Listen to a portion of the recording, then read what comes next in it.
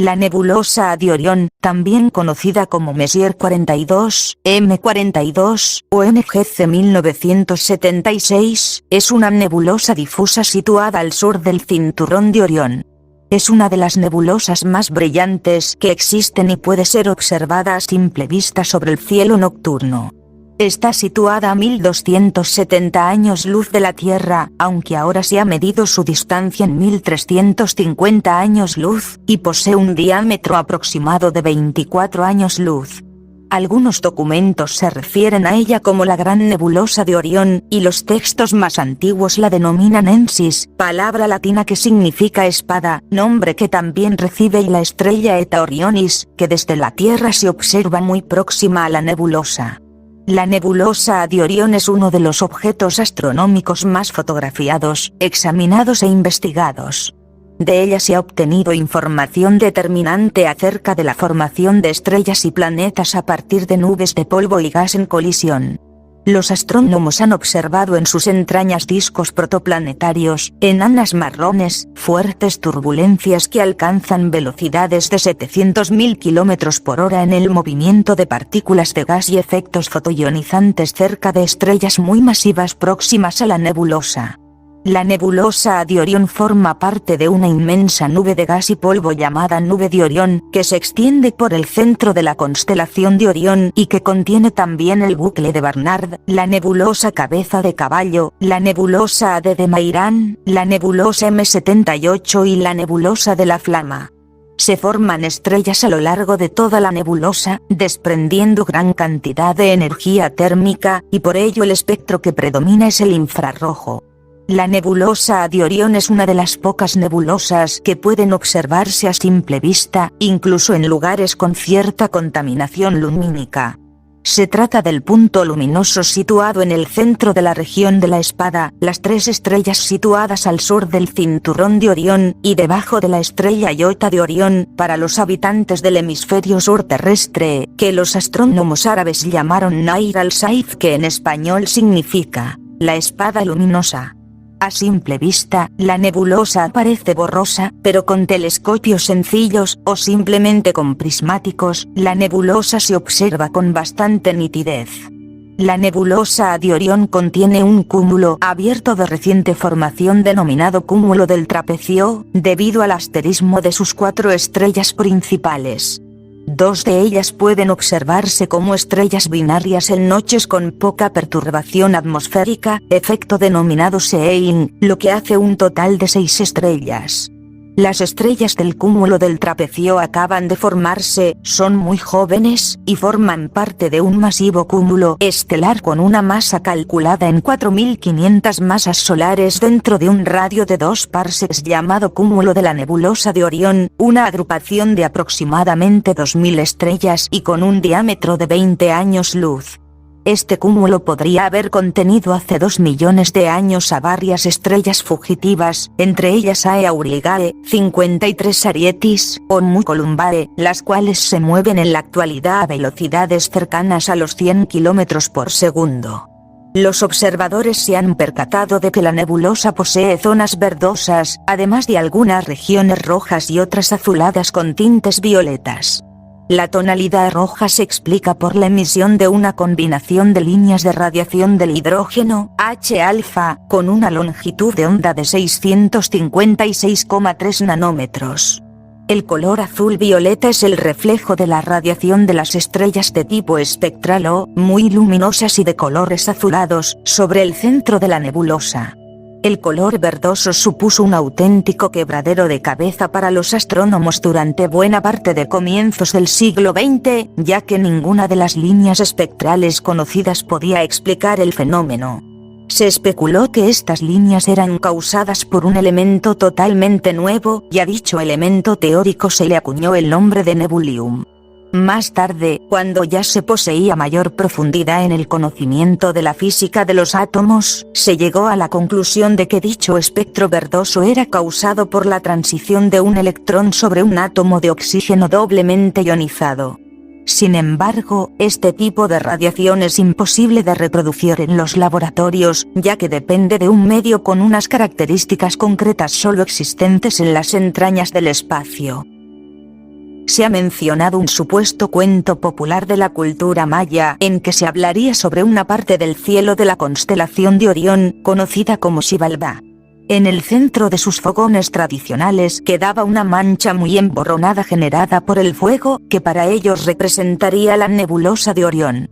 De ser cierto, podría ser una evidencia de que, antes de la invención del telescopio, los mayas ya habrían detectado sobre el cielo una superficie difusa que no consistía simplemente en puntos luminosos como las estrellas. Si esta tradición en verdad se remonta a épocas prehispánicas, sería un hecho sorprendente, ya que hasta bien entrado el siglo XII no se hace la primera referencia astronómica a su nebulosidad, pues ni Ptolomeo en el Almagesto, ni Al-Sufi en el libro de las estrellas fijas se percataron de ella, a pesar de que sí mencionan otras nebulosas, como la Gran Nebulosa de Andrómeda. Curiosamente, Galileo tampoco menciona absolutamente nada acerca de esta nebulosa, incluso habiendo realizado observaciones telescópicas del cúmulo del trapecio en la posición donde se encuentra la nebulosa entre 1610 y 1617. A causa de todo esto, se ha especulado que el brillo de la nebulosa se ha incrementado al originarse estrellas muy luminosas desde entonces. El descubrimiento de la nebulosa de Orión se le atribuye al astrónomo francés Nicolas Claude Fabry de Peiresc, como indican sus escritos de 1610. Quisatus de Lucerna, un astrónomo jesuita, fue el primero en publicar un documento acerca de dichos escritos, aunque algo ambiguo, en un libro que trata sobre un cometa brillante, en 1618.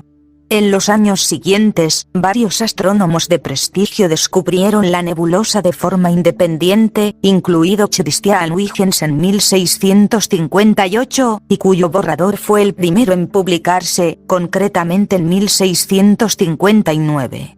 Charles Messier se percató de su existencia el 4 de marzo de 1769, observando de paso también 3 de las estrellas del cúmulo del trapecio, aunque el descubrimiento de estas 3 estrellas se le atribuye a Galileo en el año 1617, a pesar de que no pudo observar la nebulosa, posiblemente debido al limitado campo de visión de su primitivo telescopio. Charles Messier publicó la primera edición de su catálogo de objetos astronómicos en 1774, aunque en 1771 ya estaba finalizado. La nebulosa de Orión fue designada por dicho catálogo como M42, por ser el objeto número 42 de dicha lista en ser descubierto. En 1865, la espectroscopia realizada por William Huygens confirmó el carácter gaseoso de la nebulosa. El 30 de septiembre de 1880 se publicó la primera astrofotografía de la nebulosa de Orión, y un poco más adelante una segunda fotografía mejor que la primera, con 137 minutos de exposición, y ambas obtenidas por el astrónomo Henry Draper. En 1902, Vogel y Everard descubrieron en el interior de la nebulosa velocidades irregulares, y en 1914 astrónomos de la ciudad francesa de Marsella usaron un interferómetro para detectar variaciones en la rotación y movimientos irregulares. Campbell y Moore confirmaron dichos resultados mediante la utilización de un espectrógrafo, demostrando así las turbulencias del interior de la nebulosa. En 1931, Robert J. Trumpler se percató de que las estrellas borrosas cercanas al trapecio formaban un cúmulo, y fue el primero en denominar a dicho objeto con el nombre de cúmulo del trapecio. Basándose en tipos espectrales y magnitudes, calculó una distancia de 1800 años luz. Este valor arrojaba una cifra 3 veces superior a la distancia aceptada en la época, pero es la que más se aproxima al valor actual. En 1993, el telescopio espacial Hubble observó por primera vez la nebulosa de Orión. Desde entonces, la nebulosa ha sido estudiada y examinada en profundidad en multitud de ocasiones, y las imágenes obtenidas se han utilizado para realizar un modelo detallado de la nebulosa en 3 dimensiones. Se han observado y estudiado discos protoplanetarios alrededor de estrellas recién formadas, como también han sido estudiados los poderosos efectos destructivos de los altos niveles de energía ultravioleta provenientes de las estrellas más masivas.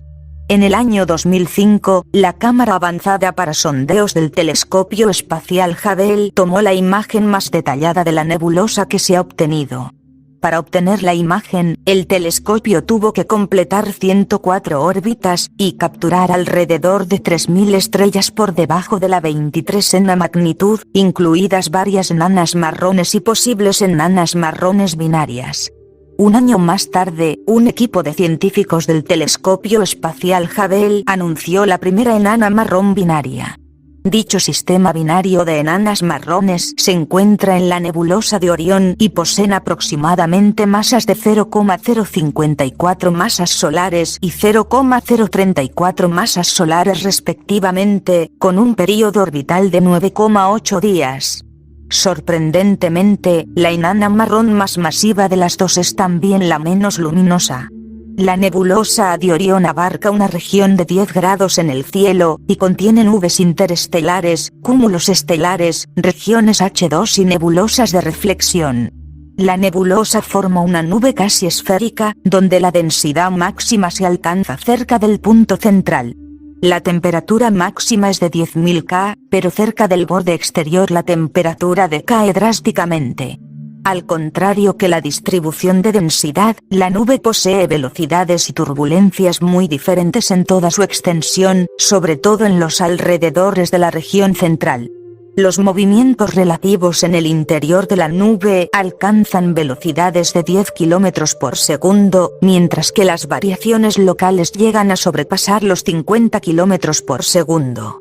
El modelo astronómico actual de la nebulosa consiste en una región ionizada, con centro en Θ1 Orionis C, la estrella responsable de la mayor parte de la radiación ultravioleta, pues su emisión es 4 veces más potente que la segunda estrella más brillante, Θ2 Orionis. Alrededor de esta región ionizada, se encuentra una nube de alta densidad de forma cóncava pero muy irregular, con aglomeraciones de gas en el exterior, las cuales conforman el perímetro de la nube de Orión. Los observadores han puesto nombre a varias facciones significativas de la nebulosa de Orión. A la senda oscura que se extiende desde el norte hacia la región brillante se la ha denominado boca del pez. Las regiones iluminadas de ambos lados reciben el nombre de alas. Existen también otros rasgos, tales como la espada, la estocada o la vela. Hasta el año 2020, se han catalogado unos 800.000 objetos celestes, algunos cercanos y otros lejanos como galaxias distantes, hacia la zona que ocupa Messier 42. La nebulosa de Orión es un ejemplo de incubadora estelar, donde el polvo cósmico forma estrellas a medida que se van asociando debido a la atracción gravitatoria. Las observaciones de la nebulosa han mostrado aproximadamente 700 estrellas en diferentes etapas de formación. Observaciones más recientes del telescopio espacial Hubble han descubierto que la mayor concentración de discos protoplanetarios se encuentra precisamente en la nebulosa de Orión, revelando 150 de estos discos, y se considera que están en una fase de formación equivalente a las primeras etapas de formación del sistema solar, lo que prueba que la formación de sistemas solares es muy común en el universo. Las estrellas se forman cuando el hidrógeno y otros elementos se acumulan en una región H2 del espacio, donde se contraen debido a su propia gravedad.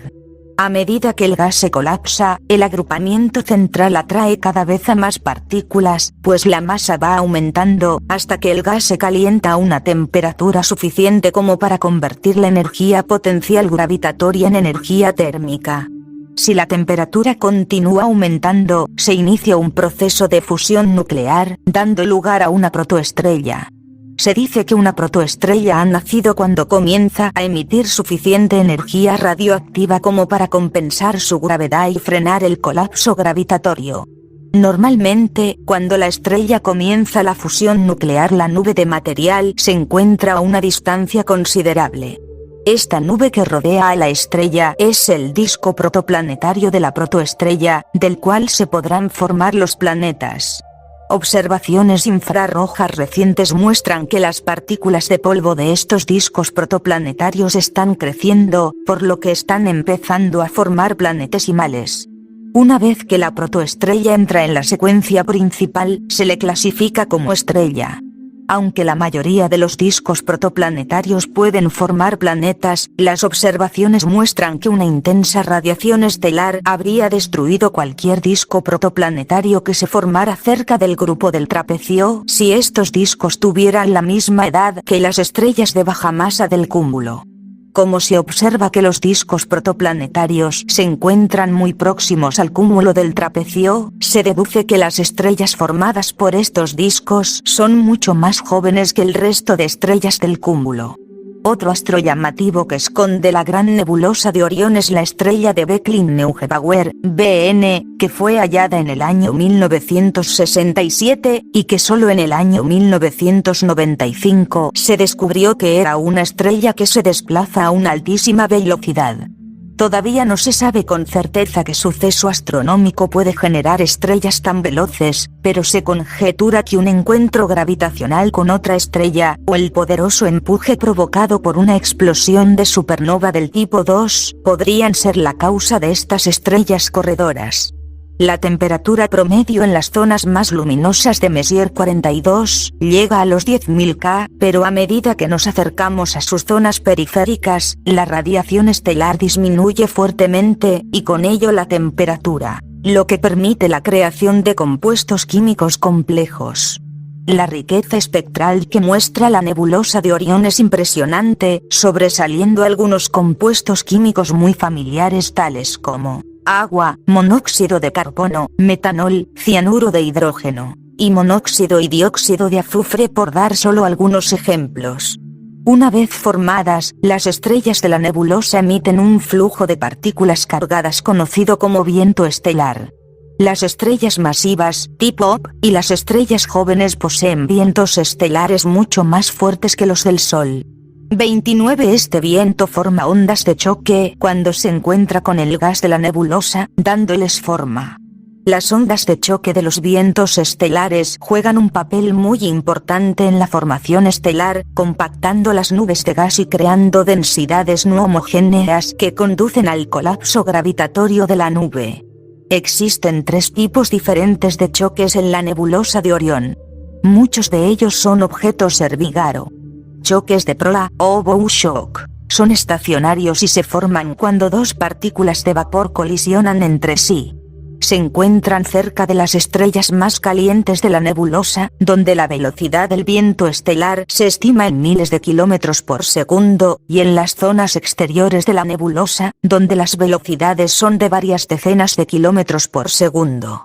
Los choques de proa también se pueden formar enfrente de los chorros estelares, donde el chorro expulsa partículas interestelares. Choques de jet se forman a partir de los chorros de material surgido de las estrellas T Tauri de reciente formación. Estos vapores viajan a cientos de kilómetros por segundo, convirtiéndose en choques cuando impactan sobre cualquier gas estacionario. Choques deformados son similares a los choques de proa. Se producen cuando los choques de jet impactan sobre gas moviéndose en contradirección. La dinámica de los gases de la nebulosa de Orión es muy compleja, pero por lo general tienden a salir y a dirigirse hacia la Tierra. 31. La gran superficie neutra que se encuentra detrás de la región ionizada se está contrayendo bajo su propia gravedad. En todas las galaxias, incluida la Vía Láctea, se pueden encontrar nubes interestelares como la nebulosa de Orión. Se originan a partir de pequeños cúmulos de hidrógeno frío y neutro, mezclado con trazas de otros elementos. Estas nebulosas pueden contener cientos de miles de masas solares y pueden medir varios centenares de años luz. Las fuerzas de gravedad que podrían obligar a la nube a que se colapse son muy pequeñas, y están igualadas debido a la poca presión que ejerce el gas en la nube. Es posible que, debido a colisiones con un brazo espiral o a interacciones con ondas de choque emitidas por supernovas, los átomos precipiten en moléculas más pesadas, formando H2O, entre otras muchas moléculas, lo que da lugar a una nube molecular. Este es el primer paso para la formación de estrellas en la nube, que se producirán en un período de 10-30 millones de años, ya que la región debe pasar por la inestabilidad de Lens y el gas desestabilizado se colapsa creando discos. El disco se concentra en el núcleo para formar una estrella, que podría estar rodeada por un disco protoplanetario. Este es el estado actual de la nebulosa, con estrellas todavía formándose a partir de nubes moleculares colapsadas. Las estrellas más jóvenes y brillantes que podemos observar en la nebulosa de Orión tienen menos de 300.000 años, y la más brillante de todas apenas 10.000 años. Algunas de estas estrellas colapsadas pueden llegar a ser muy masivas, y pueden emitir grandes cantidades de radiación ultravioleta ionizante. Un ejemplo de esto se puede observar en el cúmulo del trapecio. Con el tiempo la luz ultravioleta proveniente de las estrellas masivas del centro de la nebulosa puede expulsar el gas y polvo que la rodea en un proceso denominado fotoevaporación. Este proceso es el responsable de crear la cavidad interior de la nebulosa, permitiendo así que las estrellas del núcleo sean visibles desde la Tierra. La más grande de estas estrellas tiene una vida muy corta y evolucionará convirtiéndose en una supernova. Dentro de aproximadamente 100.000 años, la mayor parte del gas y del polvo será expulsado. El material que quede sin expulsar formará un cúmulo abierto joven, un cúmulo brillante y estrellas jóvenes rodeadas de tenues filamentos del antiguo cúmulo. Las Pléyades son un ejemplo conocido de un cúmulo abierto de este tipo.